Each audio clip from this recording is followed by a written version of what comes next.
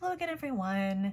Today I am here with a new setup in a different room, so let me know how it goes. I've basically created the same setup in a different room, and I got a new Galen leather mat to go on another desk. And of course, I already got ink on it, so it's now my mat for sure. It's on the edge, so you can't really see it yet, but I'm sure the middle will get plenty of ink at some point in time. So today what I wanted to do is talk about some of my favorite watercolor combinations. The colors themselves, not necessarily the brands, but the colors and sort of my go-to favorite mixes. And I guess not just mixes, colors that I think go well together. So if you have been following me on Instagram, you probably know that pink and green is kind of my obsession these days. So I'm going to be showing you a little bit of that. And in fact, I've made an entire palette of pinks and greens. I've called it my flower palette. I actually made two different ones. One with some supplemental colors to this, and then this one, which is just pinks and greens.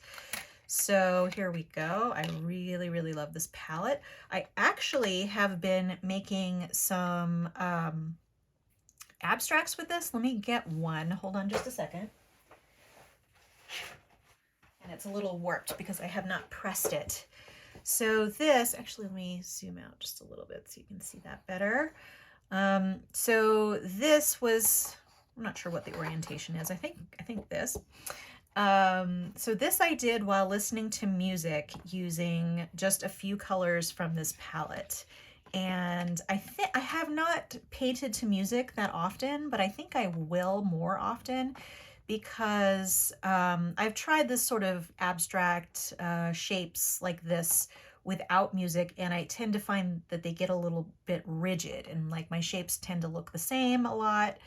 But with the music, it really helped me loosen up a little bit, I guess, and get some more interesting shapes in here. But I think that this is just, so there is one blue in here. I've kind of cheated. So this is Boreal Blue and Isero Sap Green. And then what pink did I use? I think I used the Isero Powdery Pink. So this is a combination of those three colors and different combinations that you can get using those three colors. So just those three colors were used. So there you go. All right, but today I'm going to show you how some of these colors work together in the pink and green family, and also show you a couple of my other favorites. This is my standard everyday carry sort of watercolor palette where I've curated the colors. Oops, this little pan came out. Where I've curated the colors, and I've shown this several times on the channel before. It hasn't really changed much. I maybe switched out an Indian yellow for Schminke Indian yellow because I like that better. But this has a lot of my favorite combinations in it. I'm only going to really profile two, and one I haven't really tried too much, so that will be exciting. All right, so I'm going to get my paper out here so that I can show you these combinations. And I'm going to zoom back in so that you can see that a little better. I have a pot of water off to the side, and I'm going to actually start with my everyday carry palette and show you one of my all-time favorite combinations, which is ultramarine, French ultramarine specifically, and burnt sienna. So by themselves, I don't find these colors to be, actually I should wet these a little bit more so that we can get them going. Having them wet really does help because then they flow really well. All right, so this is a Daniel Smith French ultramarine. And this is my favorite ultramarine because this one is pretty granulating, and I really like the deep tone that it has. And then the burnt sienna that I have been using is Holbein's burnt sienna. So you see next to each other, they're not that exciting, right? But it's no surprise that I like this color combination because One of my favorite color combinations just generally, like, that I find visually pleasing is blue and orange. So if you have a color wheel, blue and orange are on the opposite ends of the color wheel. So they really have a nice contrasting effect when they're next to each other. I don't particularly like these two together as far as a blue and an orange, but together they make magic, I think.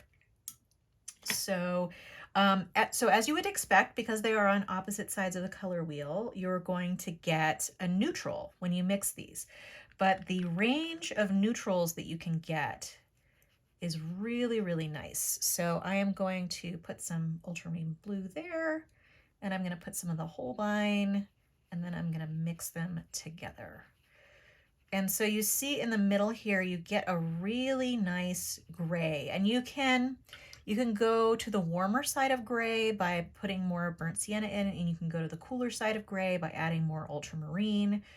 Let me show you what they just look like layered on top of each other. I'm going to try and use sort of the same amount, but you know, since I'm doing it this way, it's not really an exact measurement. So that's more of a brown, and let's add some more blue. So the more blue we add, the more we get this really nice, almost like storm cloud gray. And that's one of my favorite grays. And actually, I'll show you a variation on this that I also really like, which is Phthalo Blue Red shade, which is this color here. It's a red shade, but it's still kind of a cooler blue. Red shade and the burnt sienna.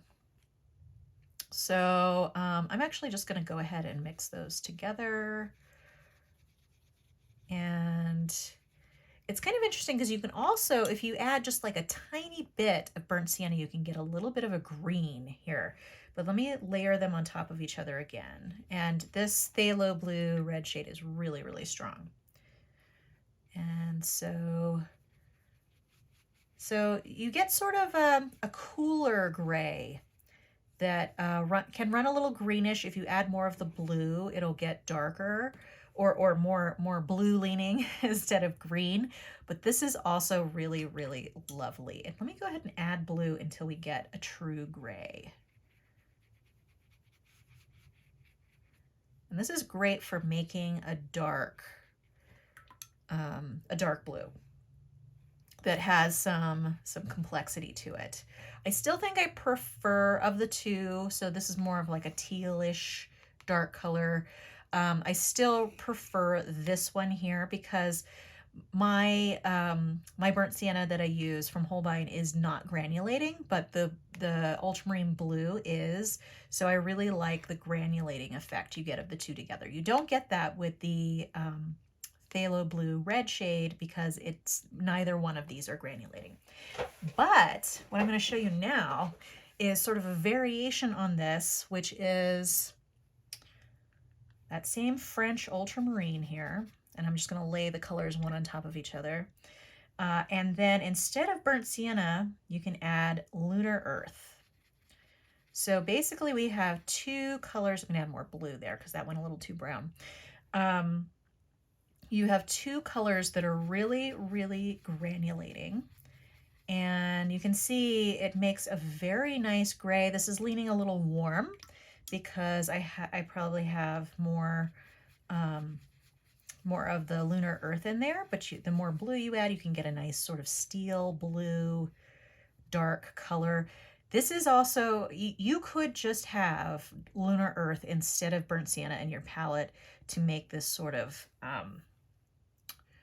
dark gray. I just love these. And you can also make this one a granulating mix by adding that same lunar earth.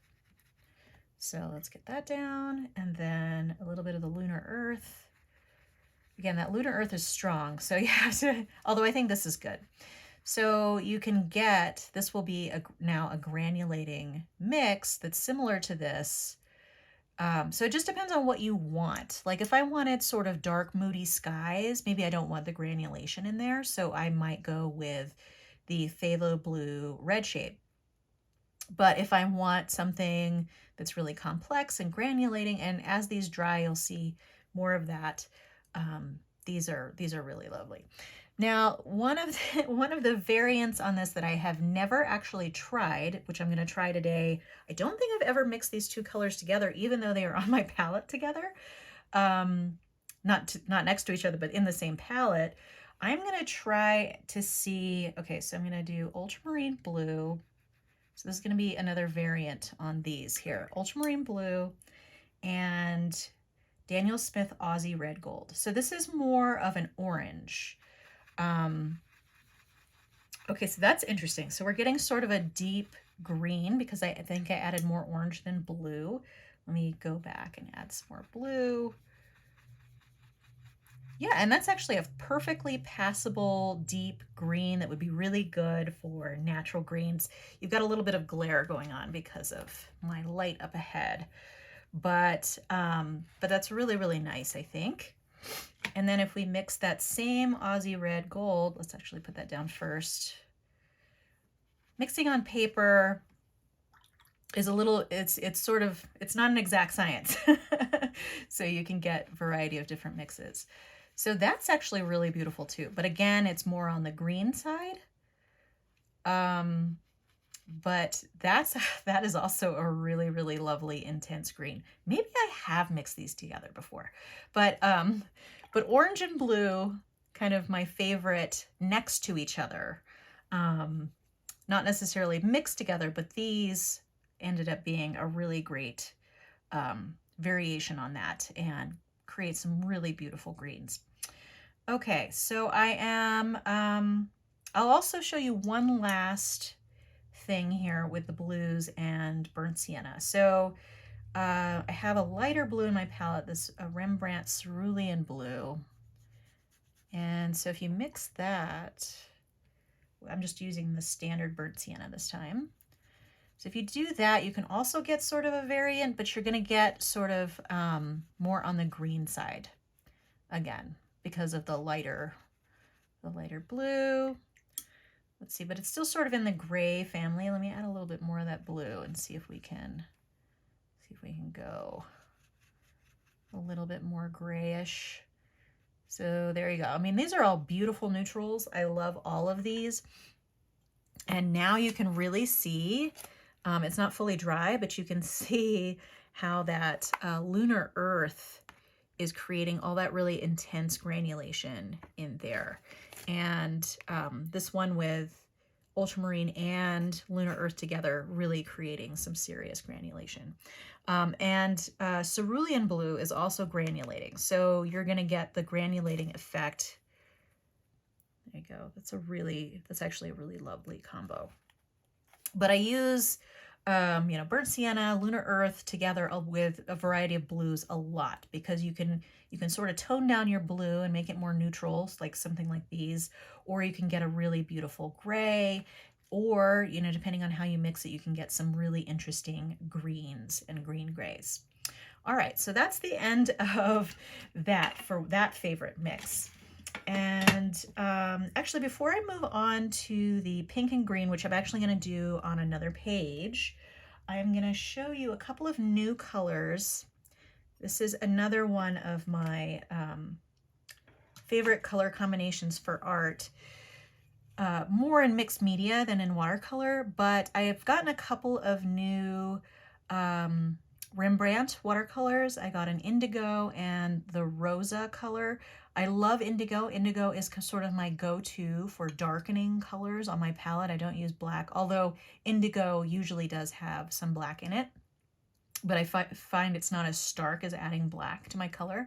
And then this rosa has a little bit of white in it. So this combination together actually makes some really beautiful purples. But these are also really beautiful next to each other. Okay, and this is actually a really beautiful indigo. I might actually think of changing out my Daniel Smith indigo for this Rembrandt indigo. Let me actually show them together. I think that the Daniel Smith one is the one I have in my regular palette, but I think it runs a little bit warmer So this is the Daniel Smith and this is the Rembrandt. Both beautiful. And I think I'll probably mix this Rosa with both of them. So let's go ahead and put some of that down. I'm not going to use a lot because it's pretty intense. And then if you mix a little bit of, this is the Rembrandt, you can get some really beautiful shades of purple and sort of purplish blue. And let me try it with the, let me put that down again. I don't have a whole lot in my palette here, but I'm going to put down that Rosa color, and then I'm going to mix the Daniel Smith in there. Only a little bit because a little goes a long way. And yeah, so you can also get, and this mix is different than this one. This one has more blue. This one has less blue, but you can see you can get some really nice purples with those. But I also just really, really love how they look next to each other. I'm kind of running out of the Rosa in my palette. I don't want to put any more on there right now, but this is enough for you to see sort of how they go together. And I just find them really, really pleasing next to each other. And I use that combo a lot.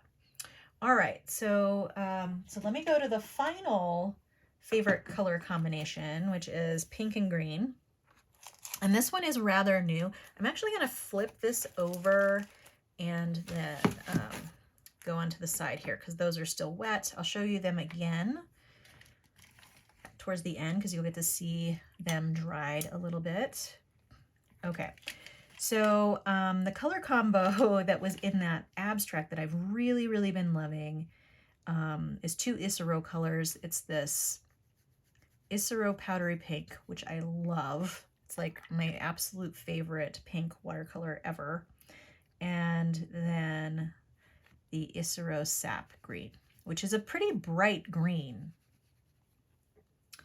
And I mean, it's pretty bright, but the two of them together, I don't know what it is. They're nowhere near each other as far as harmonious colors, but I really love the combo. And what I haven't really tried on this end is mixing them all that much. I mean, I did in that abstract, but I haven't really intentionally mixed them. So let's put that powdery pink down and then a little bit of that green. And I think the pink really does neutralize the green a little bit, so you're getting more of a natural green color. And another combo that's really nice with the same powdery pink is another Isero color. I've been really on the Isero train lately. And I'll just put it over this, is Chartreuse. They're Chartreuse. And I'll show you that here. So it's more yellow. It's more yellow than this green, but that also makes sort of a lovely pinkish, greenish brown color. I don't even know how to describe that, but I really like that. And I think it's really complex and interesting. This would be good for, you know, painting wheat in a field or something like that, where you could get sort of a complex color. Now, I do have quite a variety of pinks and greens in here. I have more pinks than I do greens. I'm not quite sure why that is, but what I'm going to do is I am going to pick, I think I'm just going to stick with this Isero Powdery Pink and mix it with the remainder of the greens that I have here, and then we'll wrap it up. And if you have any questions about color mixing, oh, and this was that Rosa and Indigo colors there. I did a little swatch of how they would mix. Yeah, but if you have any questions about color mixing or anything else related to these watercolors, just let me know. All right, so this is that powdery pink again. And then this time I'm just going to go down the row here where I have these. This next one is Daniel Smith Viridian. It's not very strong in strength. So that is actually also a very lovely combo. You get sort of an ethereal green there that leans a little bit on the greenish gray side. Lovely. Okay, so here's another bit of that powdery pink. And then we're moving on to Cobalt Green, which is much stronger, very granulating. Ooh, oh my goodness, that completely took over that pink. Let me add some more pink to that and see where we can go. Although you can already tell it's a little bit neutralized. There we go. Okay, so we're gonna get, again, sort of a gray-green color, which is really, really nice. All right, so the next one, I think there's actually only 2 more that I haven't already done. So this one is powdery pink again. And the next one I have in my palette here is Daniel Smith Green Apatite Genuine, which is really lovely and granulating. And again, we're really just sort of getting a muted version of that green, which I love. That was probably more heavy on the green than the pink there. Okay, another little swath of powdery pink. And then the last one I have here in my palette is Olive Green by Daniel Smith. So that one is sort of a muted green already. But this, I don't know what it is about these colors. I mean, I know people say if you do color mixing with colors that are already a mix of colors. Sorry, that was hard to say. That you'll get sort of a murky color. But I love these, and the more I explore mixing these, the more I am really, really loving them. Okay, so let me go ahead and I'm going to flip this back around and show you. Sorry, it's a little, I have to get used to this new setup here. So now these have pretty much all dried, and you can see just some really beautiful granulation. This was the Lunar Earth and the French Ultramarine, both from Daniel Smith. Yeah, that Lunar Earth is a winner. I really do love that one. But I love even the one that's not granulating with burnt sienna and phthalo blue red shade. Normally what you get when you get phthalo blue is green shade. So you would have to make the conscious choice to pick that. Because generally that, I mean, because if you want to warm and a cool in your palette, you're often going to go with ultramarine for the warm color. That's sort of a standard warm color. I agree with that. I really like French ultramarine in my palette. It's a great mixing color. It's also good for skies sometimes, depending on the sky. And then you want a green leaning or a cool leaning blue, and usually, or one of the really popular choices for that is phthalo blue green shade. And I actually have both phthalo blue green shade and red shade in my everyday carry palette. The blues that I have are phthalo blue green shade, red shade, French ultramarine, and then the Indigo by Daniel Smith. But like I said, this Indigo by Rembrandt is really, really nice, and I wanted to give you the color pigments here, the pigment information. So it's PB15 and PBK6. And I cannot for the life of me remember. I think this one might actually be PB60, which is in Danthrone blue and a black. I'm pretty sure that's what it is, but I don't have the pigment information here handy. So it is a warmer leaning blue, whereas PB15 is sort of in the range of phthalo blue. All right, and then the Rosa, which actually can get much more saturated than that. You can sort of see that on my little swatch here, how saturated it was. When I put it down, I just didn't have a lot left in my palette. So this one is PR122 and PW6 for this Rosa color from Rembrandt. I've actually really, as far as pinks go, I've been finding that PR122 makes the best pink mixes that I like, with red and white, the PR122 and a white. So it's no surprise that I like this one. All right, well, let me flip this yet again so you can see these other ones again. Let me just give you one last look there. And then I'll go back to the pinks and greens now that they've dried a little bit. This one still has some drying to do, but look at that. It's just so pretty. I really, really love these mixes.